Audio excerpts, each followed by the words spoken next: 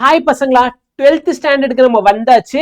ஆனா இந்த பிசிக்ஸ்ல இருக்க டெரிவேஷன் கூட நான் ஏதேதோ படிச்சிடுறேன் சார். ப்ராப்ளம்ஸ்னு வந்தாலே லைஃபே ப்ராப்ளமேட்டிக்கா தான் போகுது அப்படின்னு பயப்படுறீங்களா? கிடையவே கிடையாது. பிசிக்ஸ்ல இருக்க நியூமரிக்கல்ஸ்னு ஈஸியா சால்வ் பண்ணலாம்.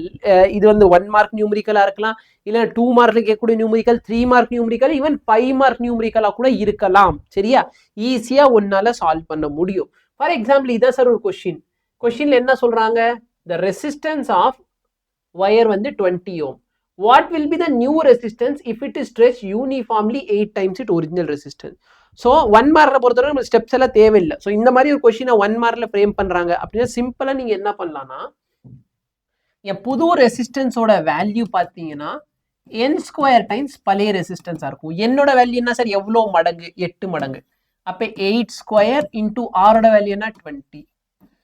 அப்ப 64 into 20. ஸோ ஆன்சர் வந்து 01280 ohm. இதான் உன் ஆன்சர். சரியா? ஸோ இங்க பாரு, இவங்களை சுத்தி வலிச்சு இழுத்து அடிச்சு கொண்டு வந்திருப்பாங்க இதே ஆன்சரை. தெரியுதா? பட் அல்டிமேட்டா பார்த்தீங்கன்னா அதே தான் பண்ணியிருப்பாங்க. ஓகே, ஸோ இதான் சார் ஈஸியா முடிஞ்சிருச்சு.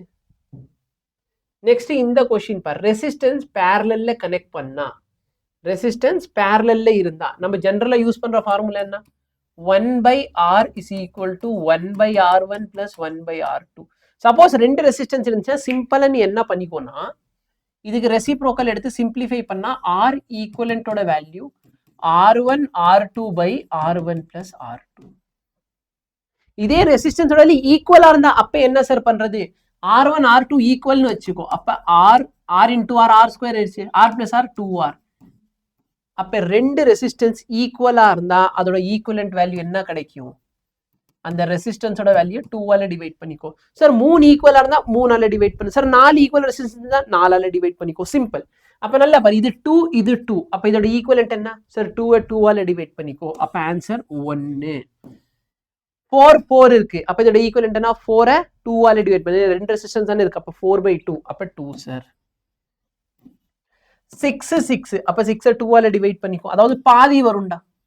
அப்ப 3 ohm. இப்ப மூணுமே சீரிஸ்ல இருக்க R1 plus R2 plus R3 போட்டா உனக்கு ஆன்சர் என்ன சார்? 6 ohm கிடைக்க போகுது. புரிஞ்சா? இதுதான் இவங்க வந்து இந்த 1/R1 1/R2 கொண்டு வந்து 1. நம்ம டைரக்டா என்ன பண்ணிட்டோம்? ரெண்டுத்தையும் 2ஆல டிவைட் பண்ணிட்டா 1 வந்துருச்சு. இது ரெண்டுத்தையும் 2ஆல டிவைட் பண்ணா 2ன்னு வந்துடும். சரியா? அடுத்து பாரு, இது ரெண்டுத்தையும் 2ஆல டிவைட் பண்ணிட்டீங்கன்னா 3ன்னு வந்துடும். ஸோ இதை தான் கொண்டு வந்து அவங்க இழுத்து அடிச்சு 6 அப்படின்னு சொல்லி கொண்டு வருவாங்க. புரிஞ்சா? இப்ப பாரு, ஃபார் எக்ஸாம்பிள் ஃபேபுலஸான வீக் ஸ்டோன் பிரிட்ஜ். நான் சிம்பிளான ட்ரிக் சொல்லி தரேன். இந்த வீக் ஸ்டோன் பிரிட்ஜ் வந்து பேலன்ஸ்டா இருக்கா இல்லையா அப்படிங்கறத நம்ம ஃபர்ஸ்ட் ஆஃப் ஆல் தெரிஞ்சுக்கணும். ஓகே, பேலன்ஸ்டா இருக்கா இல்லையான்னு தெரிஞ்சுக்கிறதுக்கு யூஸ்வலி எல்லாரும் பண்ற மெத்தட் என்ன? இந்த வேல்யூல டிவைட் பண்ணுவீங்க, இந்த வேல்யூ. பசங்களுக்கு நடுவுல கன்ஃபியூஷன் கிரியேட் ஆகும். நான் என்ன சொல்றேன்? இந்த ஆப்போசிட் ஆம மல்டிப்ளை பண்ணு. 1 into 1 ன்னா 1, 1 into 1 ன்னா சார் அகைன் 1. அப்ப 1 into 1 1, 1 into 1 1 ஈக்குவலா இருக்கா? Yes sir. இது ரெண்டுத்தையும் மல்டிப்ளை பண்ணாலும் இது ரெண்டுத்தையும் மல்டிப்ளை பண்ணாலும் ஆன்சர் ஈக்குவலா வருது. ஓகே, அடுத்து சொல்ற ஸ்டெப் கவனி. சப்போஸ் இப்படி ஈக்குவலா இருந்தா நடுவுல என்ன ரெசிஸ்டன்ஸ் வேணாலும் இருக்கட்டும், இவனை நீ கண்டுக்க வேண்டாம். ரெசிஸ்டன்ஸை கண்டுக்காத, விட்டுரு.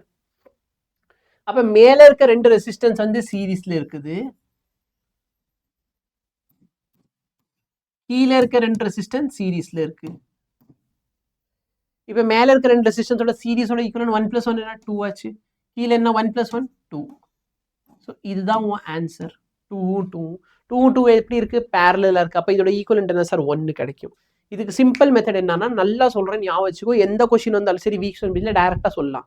நீட்டு ஜெய் எந்த ப்ராப்ளம் எடுத்தாலும் சரி இந்த மாதிரி கொஸ்டின் கேட்பாங்க, டைரக்டா நீ ஆன்சர் பண்ணுவ. எல்லா ரெசிஸ்டன்ஸுமே ஈக்குவலா இருந்தா, நடுவில் இருக்க ரெசிஸ்டன்ஸ் கண்டுக்க வேணாம். 4 ரெசிஸ்டன்ஸ் 1 1 1 இருந்தா உன் ரிசல்டன்ட் 1 ohm. எல்லாமே 2 2 2 2ன்னு இருந்தா ரிசல்டன்ட் 2 ohm. 5 5 5 5ன்னு இருந்தா 5 ohm. இந்த மாதிரி கொஸ்டின்லாம் வந்திருக்கா? எஸ், காம்படிட்டிவ் எக்ஸாம்ல நிறைய கேட்பாங்க. ஸோ இந்த டைப் ஆஃப் கொஸ்டின். ஓகே, இப்ப பாரு, இந்த மாதிரி ஒரு கொஸ்டின். இந்த கொஸ்டினோட ஆன்சர் பாக்குறதுக்குள்ள எனக்கு தலையே விடிஞ்சு போயிடும். ஓகே, தலை காலெல்லாம் புரியாம போயிடும். பட் இந்த கொஸ்டின்ல எப்படி ஆன்சர் பண்றது? ஓகே, இதுல என்னென்ன கேள்விகள் கேட்பாங்க? பொதுவா இந்த மாதிரி 2 பல்பை கொடுத்துட்டு உன்கிட்ட கேட்கக்கூடிய கேள்விகள் என்ன சார்? இந்த 2 பல்ப்ல எது பிரைட்டா எரியும்? சரியா? First of all basic formula தெரிஞ்சு வச்சுக்கோ. Power is inversely proportional to resistance. அப்போ எந்த இடத்துல ரெசிஸ்டன்ஸ் கம்மியாக இருக்கும் அங்கே பவர் அதிகம். இதோட பவர் 30, இதோட பவர் 60. அப்போ ரெசிஸ்டன்ஸ் எங்கே கம்மி? இங்கே ரெசிஸ்டன்ஸ் வந்து லெஸ். ஏன்னா இங்கே பவர் அதிகம், இங்கே ரெசிஸ்டன்ஸ் வேல்யூ மோர். இப்போ பேரலல்னு கேட்டா சரியா, சிம்பிளா இப்படியே எழுதுனா போதும்டா உனக்கு மார்க் வரும். ஓகே, ஈவன் 1 மார்க்ல கேட்டாங்கன்னா எதுல எது பல்பு பிரைட்டு, அவ்வளோதான். JEE exam, NEET exam, VIT சரியா, சியூஇடி எல்லா எக்ஸாமுக்கு இது ஹெல்ப்ஃபுல்லாக இருக்கும் உனக்கு. இதில் எது பிரைட்டா எரியும்? ஒன்றுமே கிடையாது. பேரலலை பொறுத்த வரைக்கும் நீ ரெசிஸ்டன்ஸ் கூட கம்பேர் பண்ண வேணாம். பேரலலை பொறுத்த வரைக்கும் பவர் அதிகமாக இருந்தால் பிரைட்டாக எரியும். Simple reason.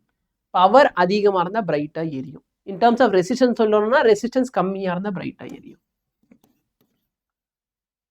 ஃபர்ஸ்ட் கொஸ்டின் என்ன? Identify the brightest bulb. இதில் எதில் பவர் அதிகம் சார்? 60 பெருசா 30 பெருசா? 60 பெருசு.